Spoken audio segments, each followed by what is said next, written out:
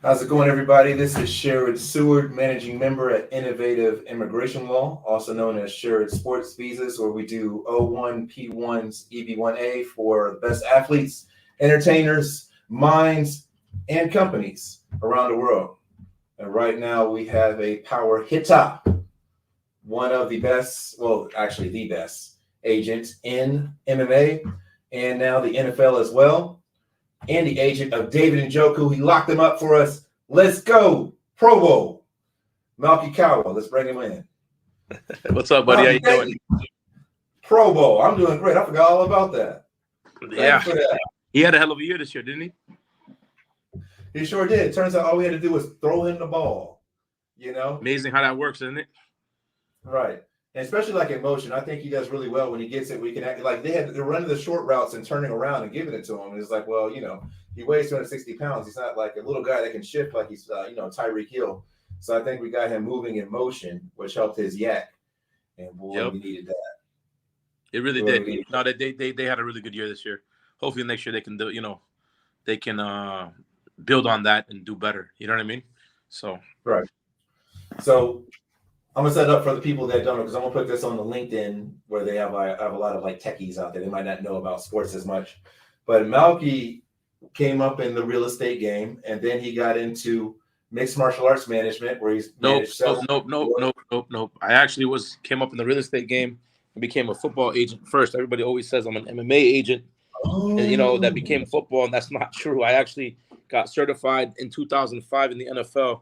And started working in MMA in 2008. It's just that the clients I represented in MMA were really, really big clients, multiple champions. So everybody looked at it like it was an MMA agency and not the truth, which is a multi-sport, faceted agency. But, it's all good. But I think that's nuanced because, dealing with the CBA and the nuances in football, I imagine there's a lot more moving components and just a lot of people to deal with and rules than there were in MMA. So do you think by dealing with football first, it helped you think outside the box of everybody else when you came into doing MMA? Yeah, because MMA was very much the wild, wild west, and the NFL having a union makes it very, very structured. So just from the perspective of an agent, I'm the first one to come in there with a contract that was open-ended to where you could terminate at any time. A lot of guys were locked into these contracts that had them signed to guys for 5 and 10 years. So because of my experience in the NFL, where that's not how it is, I came in and told guys, look, this is what I got, the best fighter in the world signed, right? I'll do this with you.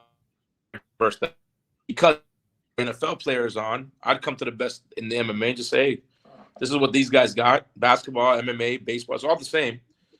You can fire me anytime you want, but you still have to pay me for what I do. So if I do your contract, you got to pay me. And guys love that because if they didn't want to be with us for whatever reason, they can get up and go. Most guys I have still to this day have had their whole entire careers, and they basically are on a deal where they can leave anytime they want. So from the evaluating talent side, did you do that yourself, or did you have somebody to tell you who's a beast and who's not? Well, no. It depends. In MMA, I have a bunch of guys that work with me. When I first started, it was just me, and I would just dove into fights and I'd watch them all the time. I'd watch guys. I remember watching John Jones and knowing he was going to be the best. Like I can evaluate fight talent really well.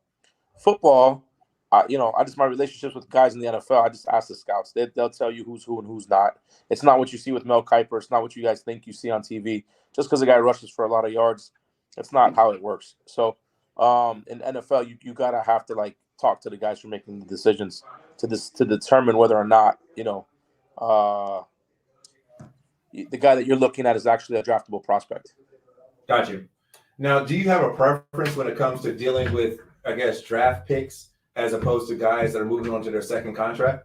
Or do you repeat that one more time? Oh, you came in and out. Say it again. I know some agents that they prefer to deal with guys that are coming on their second contracts and do not pay as much attention to the draftees. But for you, is it kind of like both? Do you have one that you enjoy? Yeah, dude, a client is a client, whether they're coming into their rookie year or they're coming into a second contract. You want to, listen, it's like having kids, right? You love all your kids the same, but you pay attention to the one that needs you the most that day. At the end of the day, that's kind of how I look at this. So whether you're going into a second contract or you're a rookie, it's my job. You know what I mean? So I pay attention to it, to both the same. Now, if you're asking me preference, there's something fun about taking a guy right out of college through the process, getting them drafted, being there on draft day, watching their emotions pour out, the natural raw emotion of finally making a dream come true. I think that's amazing. From a cost perspective, the guys on the second contract, you meet them, you sign them, you get a second deal. There's no, it's not the same. You know what I mean? The emotional aspect of it isn't there like that. Somewhat kind of, because they get a big contract. It's overwhelming, but you don't have to spend the money you spend on a rookie. Does that make sense? So if I didn't have to spend money and I could just make money, just if it was just my bottom line, then yeah, you'd rather do it that way. But I actually enjoy the rookie process. Yeah. That's going to bring me to another thing. I just thought about this strategically. If you have unsigned free agents, they can get to their second contract quicker than the drafted athletes. Well, the undrafted free agent is not, typically going to make it to a second contract, if that makes sense, right? Like, that's not the way that works. If they were that good, they would get drafted. There's guys that make it, but that's not necessarily the route you want to go as an agent. But I get guys undrafted first round, in the middle, all over the place, so it doesn't really matter, if that makes sense. But what if they're foreign and nobody knows they exist, but they're like monsters? Yeah, who could do that? It would be a major advantage for somebody to have the ability to find guys that nobody can get their hands on. Right. And then that's why I kind of strategic, because we're supposed to be talking about global migration. But you piqued my interest because you broke my imagination. I thought you were MMA into NFL. So when you said NFL to MMA, most people don't get that part right, and I don't know why. I've said it since day one. I actually first got licensed as a football agent in 2005, and did MMA from that point forward. So, well, what's right here? Do you have that in your bio? I did. It's been there forever, but I don't know if anybody reads bios. I try to do my research. So the reason I brought up, I was talking to Malki before we had this, is Malki on the MMA side, and a lot of the more sophisticated managers get this. There's a lot of advantages to getting visas for fighters through the agency. For one, a lot of times promotions can put undue pressure on fighters when they have the visa and tell them when the fight, when they're going to renew and all that. Correct. And also it kind of takes away their ability to negotiate if they have to wait on work authorization for somebody else. So what I was kicking around with Malki was, and we were talking about NIL deals too, to where college students can't get paid on visas, but they could get paid on work visas. So we're looking at the idea of taking the same visa structure we do in MMA, which is first round management will hold the visa, to do that also in football, because a lot of these foreign players end up on short-term, training camp visas, and you can't, and if they get cut, they have to go. You can't train to be a football player in Cambodia, right? Right. 100%. So, I mean, listen, there's definitely an advantage to doing that, and obviously there's a bigger advantage to having attorneys like yourself accessible, that understand it and that know it. If anybody's watching this podcast, okay, I can tell you that we've been dealing with I can tell you, to the listeners, right, to the viewers, that I've been dealing with him. I should go the other way. That way, yeah. On my screen it's that way. I've been dealing with him now for, has it been over 10 years already? Yeah, I think so. Okay, at least 10 years. He's the only guy I go to any visa issue. He's the only guy that I would trust to handle any visa issue. Matter of fact, it got to the point that he's so good at it, I introduced him to the UFC, and they started using him for their complicated cases and things that they needed to get expedited. He's the guy. So listen, whether you're an agent that's listening to this, or you're an athlete, whether it's a fighter or a football player, the one thing you definitely want is to have an agency that's looking at the big picture and not just, hey, I got you, the NFL got you the visa, let's go over there. And then you go in there and then you get cut, and then now you're back to whatever home country you came from, and you need to stay. So your agent should be willing to get you the visa and put it under their banner, so that way you can stay in the country and then go from there. And I think that's kind of like, when we sat and talked about this and you explained all the outcomes that people have, it made a lot of sense for us to do it the way we do it. Yeah. And I think I appreciate that also. And I think the longevity comes with looking at longevity from the beginning. It's all about infrastructure, right? Whether it be visa infrastructure, relationship infrastructure, and just attention infrastructure. Like you said, hey, it don't matter if the contract's open-ended if they're dealing with us, because that's what it is. Well, I mean, listen, here's the thing, though, right? Like the concepts are very simple. If you were in a relationship, right, and you didn't want to be in it, do you really want a contract that made you stay in it? You'd want to get out of it, right? And listen, somebody can kick, cry, and scream all day long. They can promise to change, promise to do this, promise to do that, and it's your choice to stay or go. In these contracts, if I signed you to a 5-year deal, I could do whatever I want. And I got you in a 5-year deal. As long as I do my end, offer you fights, get you fights, do this, do that. You can't go anywhere. And that's not the right thing to do. I think if somebody does not want to be with you, they shouldn't be with you. So to me, it was like, look, it's either I do my job and people stay, or I don't and they go. Sometimes they go for ridiculous reasons. Sometimes I deserved it. It is what it is. But that's kind of the reality of the life. I think this is the way it's supposed to be done, in my opinion. I mean, I could be wrong, but for me, I've had a very successful business doing it that same way. I know all the big sports do it that way. Boxing and MMA are the only ones where the contracts are long, and you know what I mean. You're owned by the agency or the promoter or whatever it be. And I don't agree with that. Yeah.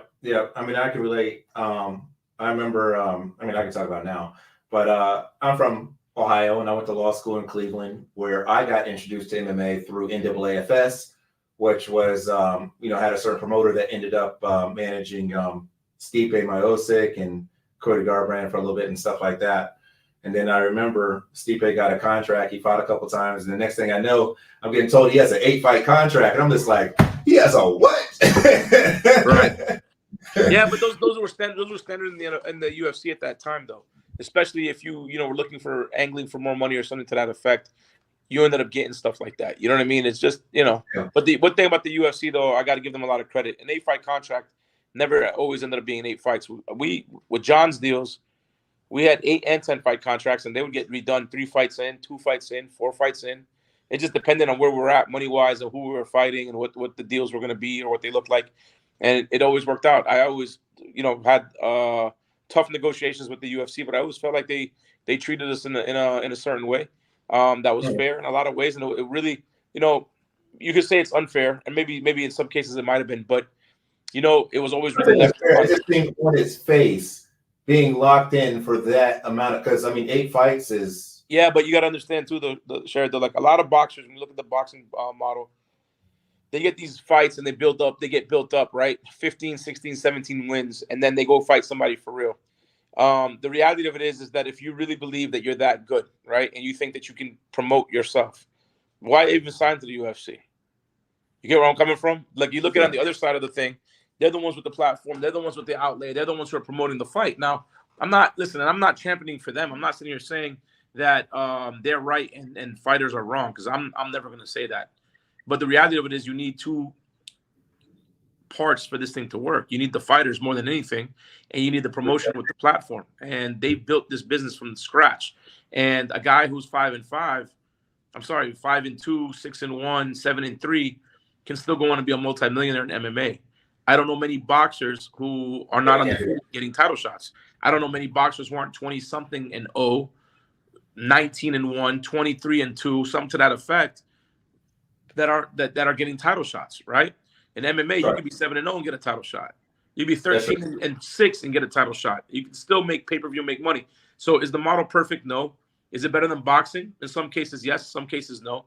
But, I'm just telling you that an 8-fight contract, for me, signified that in 3-4 fights we get it done. And we always did. You get where I'm coming from now. If it's the idea of not going to free agency, the reality of it is, bro, a lot of guys, there wasn't a lot of options back then. You know what I mean? If you were making $3-4 million in the UFC, Bellator wasn't offering that. Bellator wasn't matching that. You had to really be something special for them to do that. So if you had a guy that some people, you know what I mean? Some people can, what do you call it? It would be all right. You know what I mean? So that brings you 2 questions. You got time for 2 questions? Yes, sir. 2 tough questions. So I'll give them to both. Like, let's go with the first one. So Bellator, off of Showtime. From what I understand, they're not operating in the United States right now. They're focused on Europe. Are you surprised by that? Like, what do you think? What do you think about that? No, I listen. I don't. That's the PFL. Bellator is not owned by the PFL. So if they're only operating in Europe, it's because they're building up the European series and the Challenger series that they have out there in Europe. But if I'm correct, they're going to be doing shows in the U.S., but I could be wrong. I mean, if that's what they're doing, then that they must have some sort of business strategy in Europe and the Middle East and all that I'm just not aware of at this moment. Okay, so they were purchased by PFL, correct? Who has ESPN deal, right? Here, and how's the PFL doing? Like to in your opinion, are they is it a profitable business yet, or is it something where it's still in the investment phase? We don't know. I have no idea. I know the Saudis just invested a whole bunch of money, and from what I know, they're doing good. Other than that, I have no idea. I'm not an investor. I'm not a shareholder. I don't get reports. I have no idea. I'm the wrong guy to ask. Got you.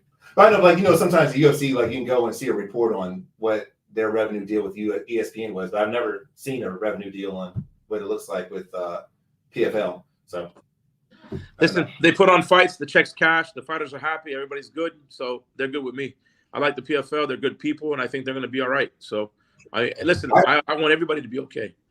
I want everybody to be okay. To be honest with you, I like that they seem to be very they're pliable. I saw that Francis. That's what my next question goes about Francis. But I saw Francis sign with them, and then we did business with Sleater Promotions, and I went to their shows when Clarissa Shields was fighting. Oh man, we were so scared. Like Clarissa Shields, I like her because she'll compete with anybody. She just wants to fight. She don't care what it is. Right. So I thought after the first time, I'm like, your lesson is different out here.